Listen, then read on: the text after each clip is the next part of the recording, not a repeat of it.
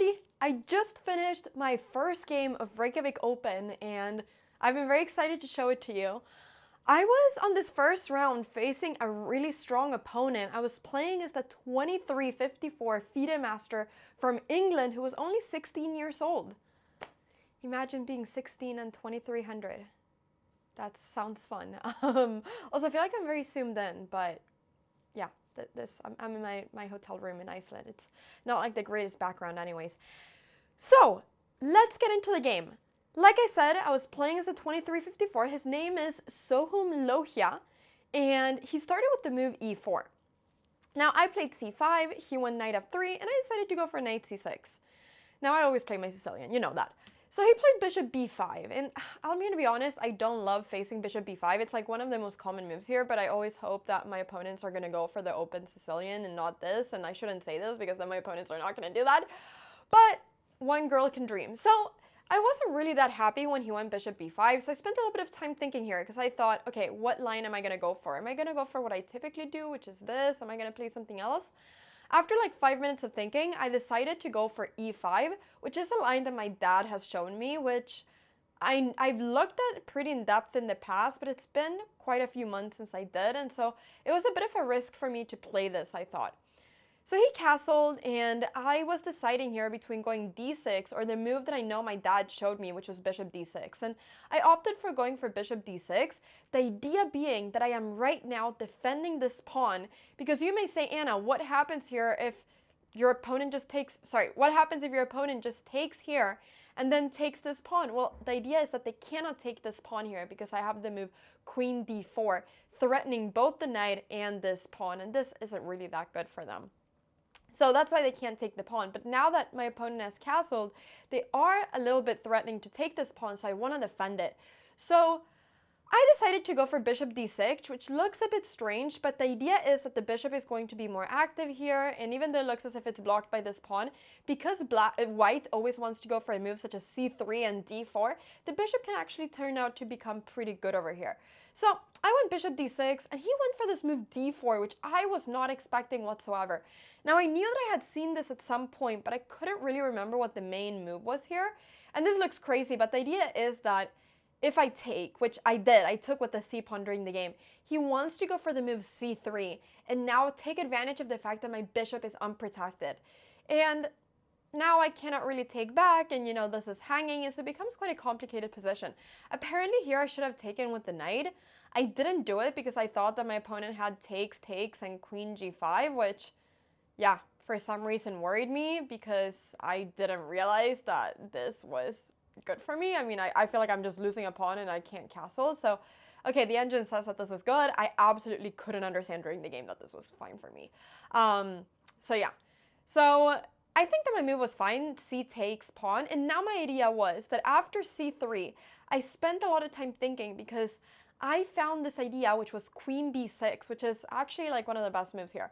And I got really excited when I found this idea because my plan was now that, okay, I knew that he was going to be able to take back on d4 at some point, but my plan was that I'm kind of defending here. I thought if he goes something like bishop c4, I will just simply go knight f6, and if he takes, I can take with the knight over here. And if he takes, well then I can even go, e takes d4 here. I thought, the idea being that this is all very crazy, but the idea here was that after something like rook e1, this is completely crazy, but the idea is that after castles, rook here, I have queen c7. So yeah, so I mean, I was looking at these kinds of things like during the game, but yeah, completely crazy. But anyways, the idea with queen b6 was just that I'm kind of protecting here. I'm gonna be able to get my knight out. I thought that if he takes on c6, then actually I've been able to eliminate this bishop, which was really annoying.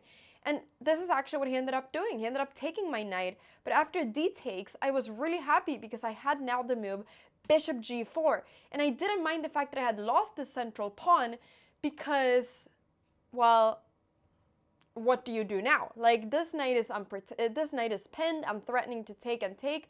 This pawn is actually really weak right now. So I wasn't really sure what he was going to do here. And he ended up taking my pawn on e5. I simply took back, the idea being that he cannot take here because then the queen is hanging. So he simply got the knight out, knight d2, and now I played the move rook d8. And here I was stopping knight c4, which I knew was his idea, and this is just a very nice and comfortable position for me. So far I was really happy. So here he played h3. I have to take the knight now, as if my bishop goes somewhere else, then he can take my bishop.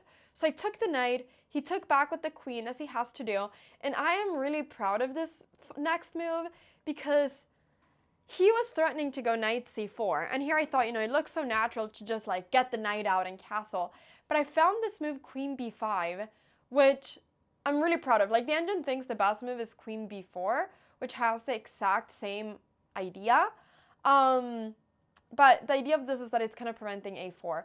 So I went queen b5, the idea being that I wanted to prevent knight c4, I wanted to take control of the light squares, and I wanted to threaten to go rook d3, because I was looking at crazy stuff. I was thinking like, if this, I was thinking rook d3, and I was looking at these crazy lines of queen e2, bishop h2 check, the idea being that if the king moves, you see that the queen is unprotected. I have this rook takes h3 check, and I win the queen.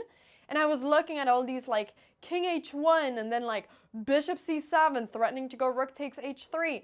And like all of these moves were completely crazy, and I was looking at all of this. So I was really happy with my move queen b5.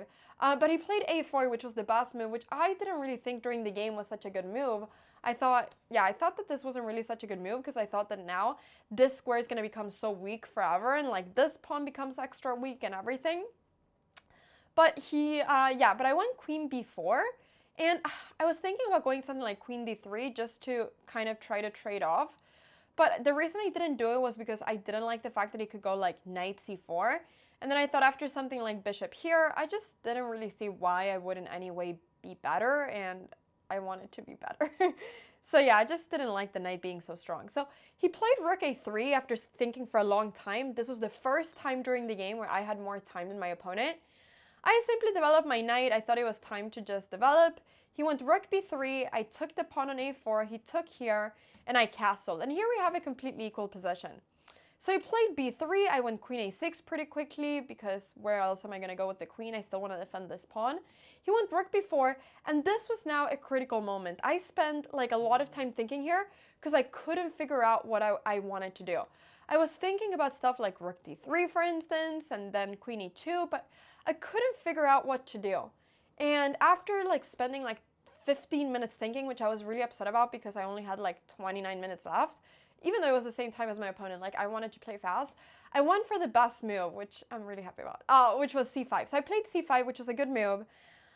And the idea of this was that I wanted to play bishop d4, and I wanted to reroute my knight.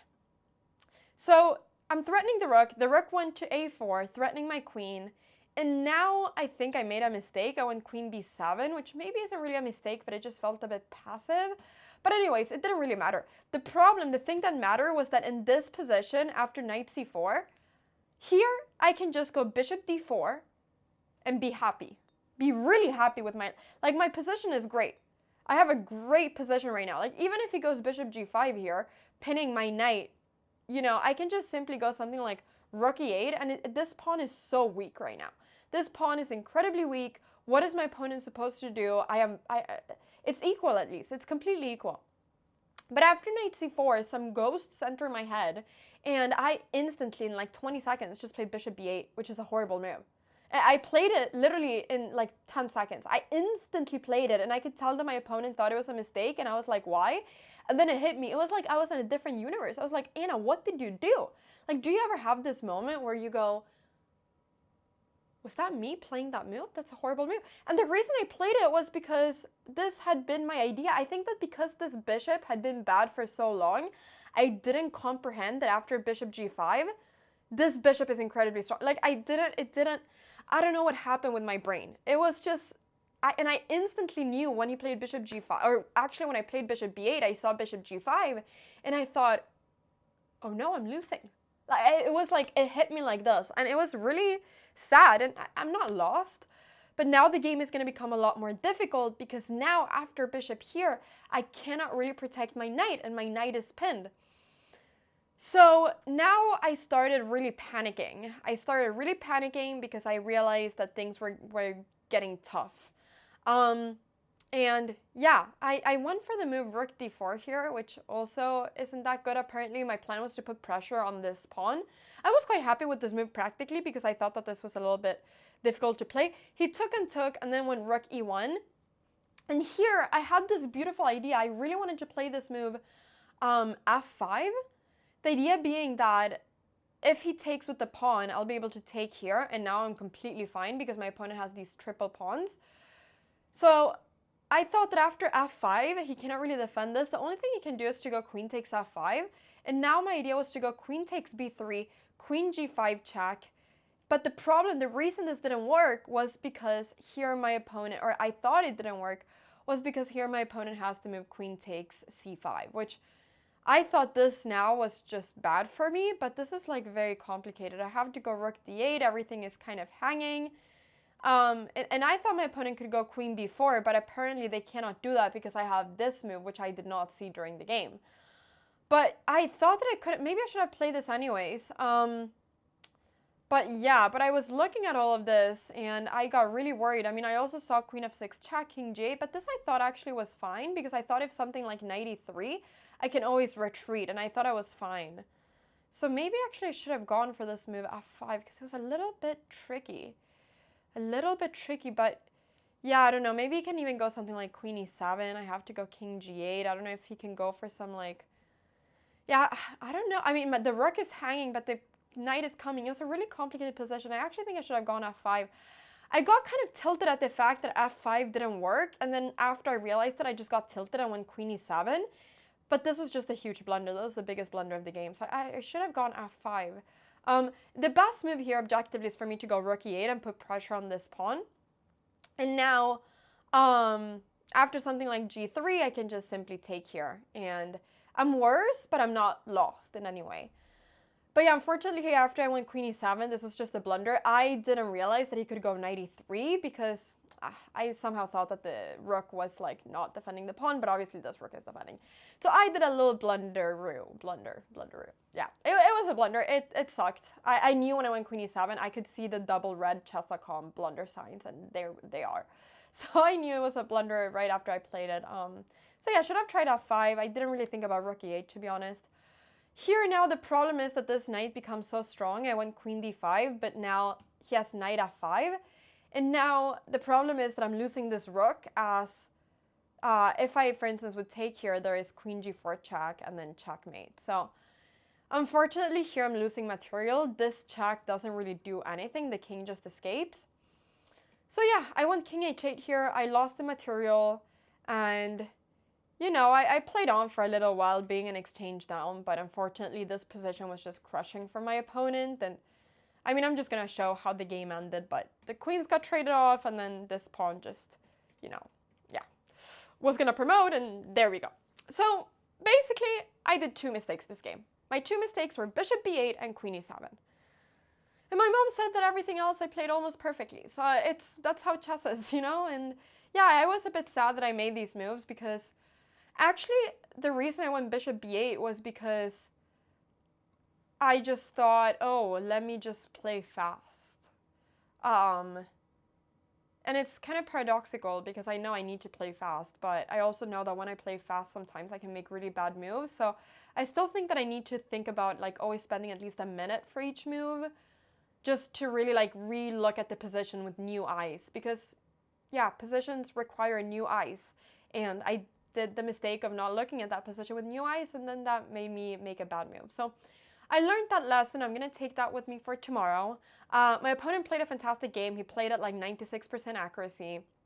Yeah, I played at like 85 or 86. So yeah, it was the two moves, the two mistakes that I did that just cost me the game.